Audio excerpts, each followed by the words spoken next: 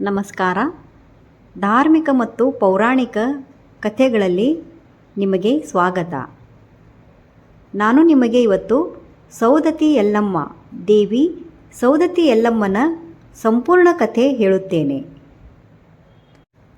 ರೇಣುಕಾದೇವಿ ಹೇಗೆ ಸೌದತ್ತಿ ಯಲ್ಲಮ್ಮ ಆದಳು ಎಂಬ ಬಗ್ಗೆ ತಿಳಿದುಕೊಳ್ಳೋಣ. ವಿಡಿಯೋ ಕೊನೆ ತನಕ ನೋಡಿದರೆ ನಿಮಗೆ ಯಲ್ಲಮ್ಮ ದೇವಿಯ ಮಹತ್ವದ ಬಗ್ಗೆ ತಿಳಿಯುತ್ತದೆ. ದೇವಿ ಯಲ್ಲಮ್ಮ ಕರ್ನಾಟಕದ ಭಕ್ತರ ಮನಸ್ಸಿನಲ್ಲಿ ವಿಶೇಷ ಸ್ಥಾನ ಹೊಂದಿರುವ ದೇವಿ. ಸೌದತ್ತಿ ಇದು ಕರ್ನಾಟಕದ ಬೆಳಗಾವಿ ಜಿಲ್ಲೆಯಲ್ಲಿರುವ ಒಂದು ಪವಿತ್ರ ಕ್ಷೇತ್ರ. ಇಲ್ಲಿ ಇರುವ ಯಲ್ಲಮ್ಮ ದೇವಾಲಯಕ್ಕೆ ಲಕ್ಷಾಂತರ ಭಕ್ತರು ಪ್ರತಿದಿನ ಭೇಟಿ ನೀಡುತ್ತಾರೆ. ಸೌದತ್ತಿ ಯಲ್ಲಮ್ಮ ದೇವಿ ಭಕ್ತರ ಕಷ್ಟಗಳನ್ನು ನಿವಾರಿಸುತ್ತಾಳೆ ಎಂಬ ಭಕ್ತರ ನಂಬಿಕೆ ಇದೆ. ಕಷ್ಟದಲ್ಲಿ ಇರುವವರಿಗೆ ರಕ್ಷಣೆ ಕೊಡುವ ದೇವಿ. ಪ್ರತಿ ವರ್ಷ ಸೌದತ್ತಿಯಲ್ಲಿ ಯಲ್ಲಮ್ಮನ ಜಾತ್ರೆ ಭಾರಿ ಸಂಭ್ರಮದಿಂದ ನಡೆಯುತ್ತದೆ. ಲಕ್ಷಾಂತರ ಭಕ್ತರು ಅಲ್ಲಿ ಬರುತ್ತಾರೆ. ತೀರ್ಥ ಸ್ನಾನ ಮಾಡುತ್ತಾರೆ. ದೇವಿಗೆ ಪೂಜೆ ಸಲ್ಲಿಸುತ್ತಾರೆ. ತಮ್ಮ ಸಂಕಲ್ಪಗಳನ್ನು ನೆರವೇರಿಸಿಕೊಳ್ಳುತ್ತಾರೆ. ಯಲ್ಲಮ್ಮ ದೇವಿಯ ಭಕ್ತಿ ಕರ್ನಾಟಕ ಮಾತ್ರವಲ್ಲ, ಮಹಾರಾಷ್ಟ್ರ, ತೆಲಂಗಾಣದಲ್ಲಿಯೂ ಪ್ರಸಿದ್ಧವಾಗಿದ್ದಾಳೆ. ಅವಳು ತಾಯಿಯ ರೂಪ, ಶಕ್ತಿ ರೂಪ, ಕಷ್ಟ ನಿವಾರಕ ದೇವಿ. ಯಲ್ಲಮ್ಮ ಅಮ್ಮನಿಗೆ ಶರಣಾದವರಿಗೆ ಯಾವಾಗಲೂ ರಕ್ಷಣೆ ಇದೆ ಎಂಬುದು ಭಕ್ತರ ನಂಬಿಕೆ. ಈಗ ಯಲ್ಲಮ್ಮ ದೇವಿಯ ಪವಿತ್ರ ಜೀವನದ ಬಗ್ಗೆ ಕೇಳೋಣ. ಯಲ್ಲಮ್ಮ ದೇವಿಯ ಮೂಲ ರೂಪ ರೇಣುಕಾದೇವಿ. ಅವರು ಮಹರ್ಷಿ ಜಮದಗ್ನಿಯ ಋಷಿಯ ಪತ್ನಿ ಮತ್ತು ವಿಷ್ಣುವಿನ ಅವತಾರವಾದ ಪರಶುರಾಮ್ ಅವರ ತಾಯಿ. ರೇಣುಕಾದೇವಿ ಬಹಳ ಪವಿತ್ರಳು. ಪ್ರತಿದಿನ ಅವರು ನದಿಗೆ ಹೋಗಿ ಮಣ್ಣು ಬಳಸಿ ಒಂದು ಪಾತ್ರೆ ಮಾಡುತ್ತಿದ್ದರು. ಅದರಲ್ಲಿ ನೀರನ್ನು ತಂದು ಭಕ್ತಿಯಿಂದ ಪೂಜೆ ಮಾಡುತ್ತಿದ್ದರು. ರೇಣುಕಾದೇವಿ ಪ್ರತಿವ್ರತ ಸ್ತ್ರೀಯಾಗಿದ್ದಳು. ಅವರ ಭಕ್ತಿ ಮತ್ತು ಶುದ್ಧ ಮನಸ್ಸಿನಿಂದ ಆ ಪಾತ್ರೆ ಯಾವಾಗಲೂ ಒಡೆಯದೇ ಇರುತ್ತಿತ್ತು. ಒಂದು ದಿನ ರೇಣುಕಾದೇವಿ ನದಿಗೆ ಹೋದಾಗ ಅಲ್ಲಿ ಗಂಧರ್ವರ ಆಟವನ್ನು ನೋಡಿದ್ದಳು.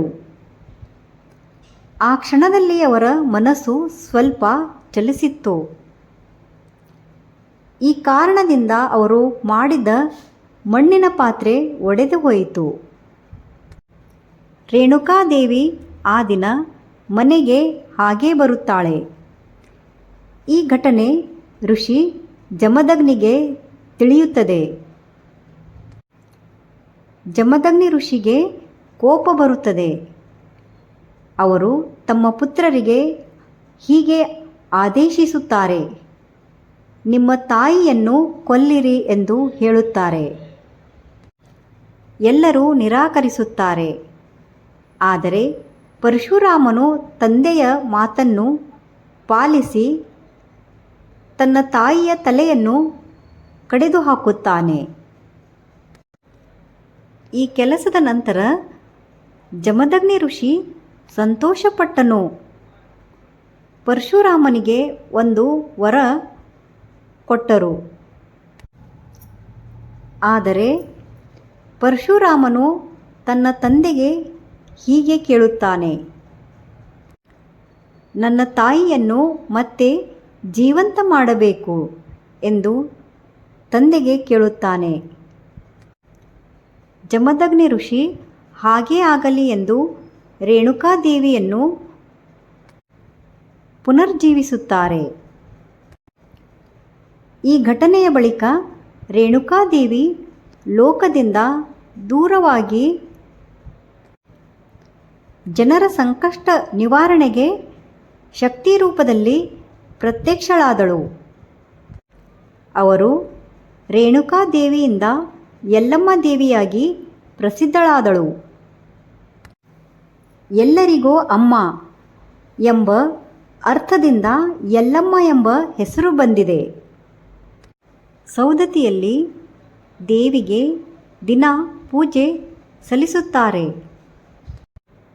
ಯಲ್ಲಮ್ಮನ ಜಾತ್ರೆಯಲ್ಲಿ ಪೂಜೆ ಸಮಯದಲ್ಲಿ ಭಕ್ತರು ತಲೆ ಮೇಲೆ ಕಳಶ ಹೊತ್ತುತ್ತಾರೆ, ಭಜನೆ ಹಾಡುತ್ತಾ ಹೋಗುತ್ತಾರೆ. ತೀವ್ರ ಭಕ್ತಿಯಲ್ಲಿ ಮುಳುಗಿ ಉಧೋ ಉಧೋ ಎಂದು ಘೋಷಣೆ ಮಾಡುತ್ತಾರೆ.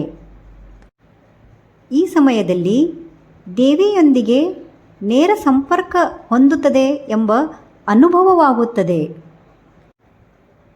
ಉಧೋ ಎಂದು ಕರೆದಾಗ ದೇವಿಯ ಶಕ್ತಿ ಜಾಗೃತವಾಗುತ್ತದೆ.